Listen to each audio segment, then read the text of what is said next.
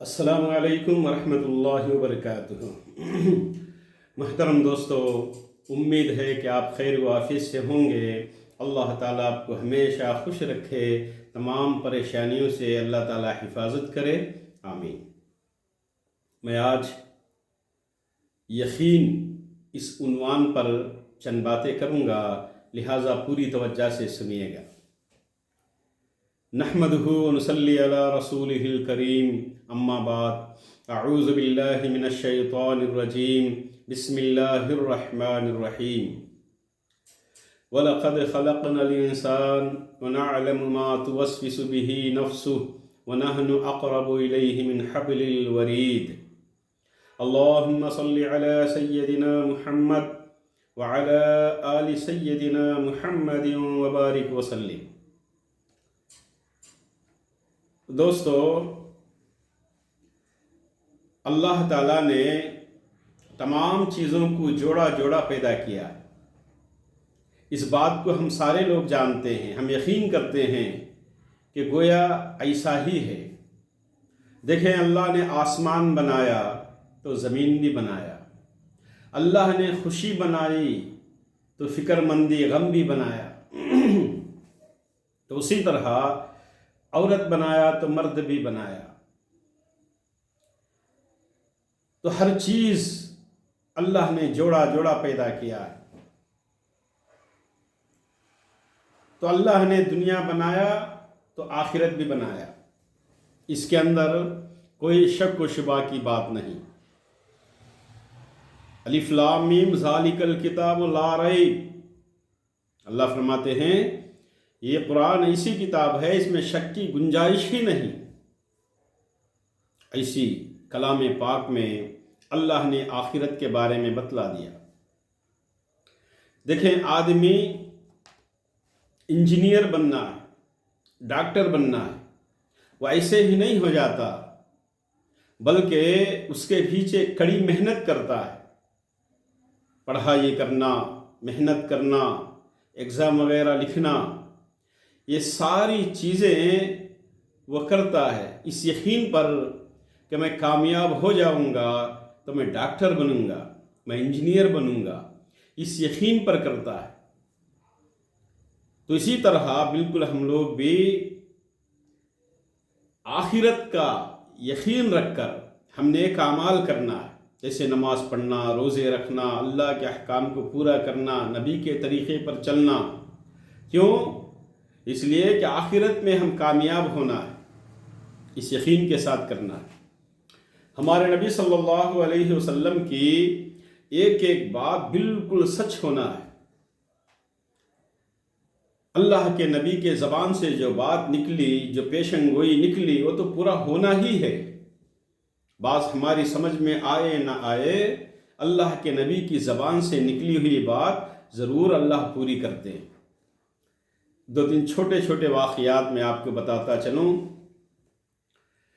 کہ حضرت سراخہ رضی اللہ عنہ ایک صحابی ہیں، بیمار ہو گئے تو صحابہ کی جماعت عیادت کے لیے ان کے پاس جاتی ہے، کیونکہ بیمار کی عیادت کرنا بہت بڑا ثواب ہے، اللہ کے نبی نے فرمایا۔ تو عیادت کے لیے سراقہ رضی اللہ عنہ کے پاس صحابہ کی جماعت گئی۔ تو اس وقت سراقہ رضی اللہ عنہ صحابہ سے کہنے لگے، آپ سمجھتے ہو کہ میں اس دنیا سے چلا جاؤں گا، میں ابھی مرنے والا نہیں ہوں۔ یہ بات کیوں کہی؟ میں آپ کو بتاتا چلوں، یہ سراقہ رضی اللہ عنہ وہ صحابی ہیں، ایمان لانے سے پہلے جب ہمارے نبی صلی اللہ علیہ وسلم مکے کو چھوڑ کر مدینے کو جا رہے تھے تو مکے میں اعلان ہوا، جو محمد نعوذ باللہ صلی اللہ علیہ وسلم ہمارے نبی کو پکڑ کر لائے گا، اس کو اتنے اتنے اونٹ انعام میں دیں گے۔ تو اونٹوں کی لالچ میں یہ سراقہ جو ابھی ایمان نہیں لائے تھے، حضور کو پکڑنے کے لیے بالکل قریب بھی آ گئے، ڈھونڈے ڈھونڈے قریب آ گئے۔ تو اللہ کے حکم سے ان کے گھوڑے کے پاؤں زمین میں دھس گئے۔ پھر ان سے اللہ کے نبی سے معافی چاہی۔ اس کے بعد وہ جو ہے گھوڑے کو باہر نکالے، القصہ مختصر، اللہ کے نبی نے اس وقت فرمایا تھا، سراقہ میں تمہارے ہاتھوں میں کسریٰ کے کنگن دیکھ رہا ہوں۔ یہ بات اللہ کے نبی نے فرمایا تھا۔ تو اب دیکھیں کہ بیمار ہیں، صحابہ کی جماعت عیادت کے لیے آئی ہے، یہ کہتے ہیں کہ میں ابھی مرنے والا نہیں ہوں، اس لیے کہ اللہ کے نبی نے اس وقت مجھ سے کہا تھا کسریٰ کے کنگن تمہارے ہاتھوں میں دیکھ رہا ہوں، ابھی تک وہ کنگن میرے ہاتھوں میں نہیں آئے، پھر میں کیسے مروں گا؟ کتنا یقین اللہ کے نبی کی باتوں پر۔ تو لہٰذا میرے دوستو، ایک وقت وہ بھی آ گیا کہ کسریٰ مسلمانوں کے قبضے میں آ گیا، اور بالکل اسی طرح مال غنیمت میں وہ کسریٰ کے کنگن حضرت سراقہ رضی اللہ عنہ کے حصے میں آ گئے۔ اللہ کے نبی کی بات 100% پوری ہونا ہے۔ تو اسی طرح ایک مرتبہ اللہ کے نبی صلی اللہ علیہ وسلم نے، صحابہ بیٹھے ہوئے تھے، اس وقت آپ نے فرمایا ہم مسلمانوں کا ایک وقت وہ آئے گا کہ غلبہ ہو جائے گا، یعنی ہم لوگ جو ہے فتح یاب ہوں گے، بہت سے لوگ ہمارے قبضے میں آ جائیں گے، بہت سے سلطنتوں پر ہمارا قبضہ ہوگا۔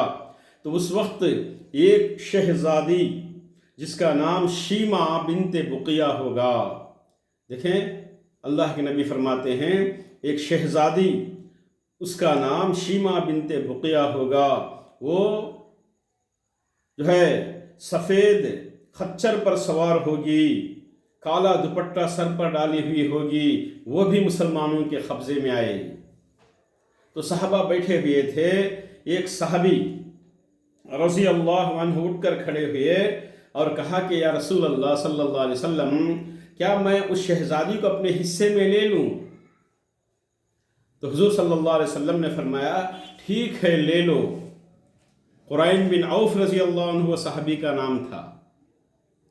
بات آئی چلی گئی، لیکن ہوتے ہواتے حضور کا زمانہ ختم ہوا۔ اس کے بعد حضرت ابوبکر صدیق رضی اللہ عنہ کا زمانہ چلا، اس کے بعد حضرت عمر رضی اللہ عنہ کا دور چلا، عثمان غنی رضی اللہ تعالیٰ عنہ کے دور میں اب وہ بات صحیح ہوئی، مسلمانوں کا غلبہ ہو گیا۔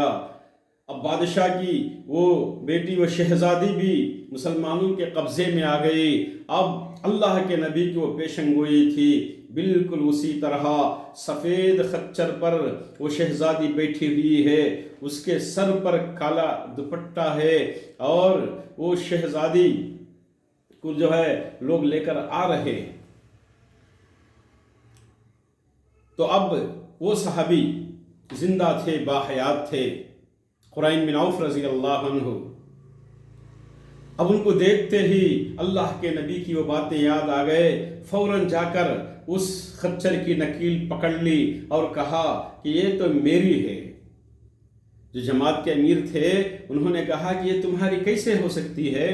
ابھی تو جو ہے مال غنیمت لا رہے ہیں، ابھی بانٹا نہیں گیا، پھر اے شہزادی آپ کی کیسی ہو سکتی ہے؟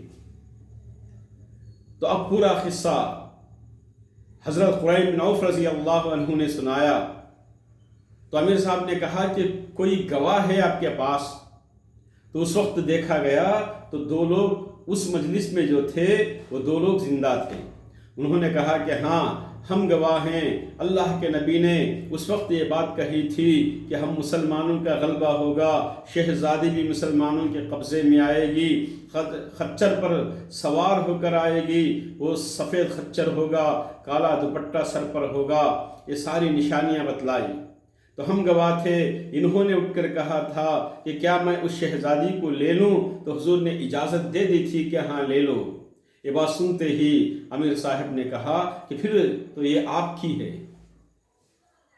دیکھیں میرے دوستو، اللہ کے نبی کی بات 100% پوری ہونا ہی ہے۔ حضرت علی رضی اللہ عنہ، اللہ کے نبی اب مکے کو چھوڑ کر مدینہ جا رہے ہیں۔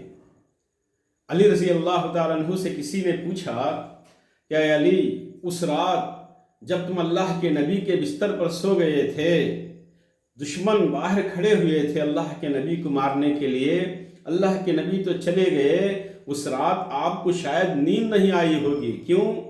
باہر دشمن ننگی تلواریں لے کر کھڑے ہوئے ہیں۔ تو علی رضی اللہ تعالیٰ عنہ نے کہا کہ ہاں مجھے یاد ہے، لیکن اس دن میں بالکل آرام سے سو گیا تھا، اور کیوں نہ سو جاتا، اللہ کے نبی نے مجھ سے کہا تھا کہ علی تم یہ امانتیں ادا کر کے مدینہ آ کر مجھ سے مل لینا۔ اللہ کے نبی نے کہا تھا کہ مدینہ آ کر مجھ سے تم مل لینا۔ پھر یہ لوگ مجھے کیا کر سکتے؟ اگر مجھے مار دیتے تو اللہ کے نبی کی بات جھوٹی ہو جاتی، ایسا ہو ہی نہیں سکتا۔ تو لہٰذا کہا کہ میں اس دن بڑی آرام سے سو گیا اللہ کے نبی کے بسترے پر، کیونکہ مجھے پورا یقین تھا کہ یہ لوگ مجھے کچھ نہیں کر سکتے، کیونکہ اللہ کے نبی نے امانتیں ادا کرنے کے بعد تم مجھ سے مدینہ آ کر مل لینا۔ تو لہٰذا میرے دوستو، ہمارے نبی کے جو احادیث ہیں، جو باتیں ہیں، یہ 100% پوری ہونے والی۔ یہ کہ ایک بات اللہ کے نبی نے شب معراج میں سب کچھ دیکھ کر آ کر بتلایا کہ دیکھو یہ کام کرو گے تو تمہارے لیے یہ اللہ کے ہاں عذابات ہیں، یہ نیک کام کرو گے تو تمہارے لیے اتنے اتنے درجات، جنت کے محلات، باغات ہیں۔ تو لہٰذا بات ہماری سمجھ میں آئے نہ آئے، ہم اللہ کے نبی کے باتوں کو 100% سچ جاننا ہے۔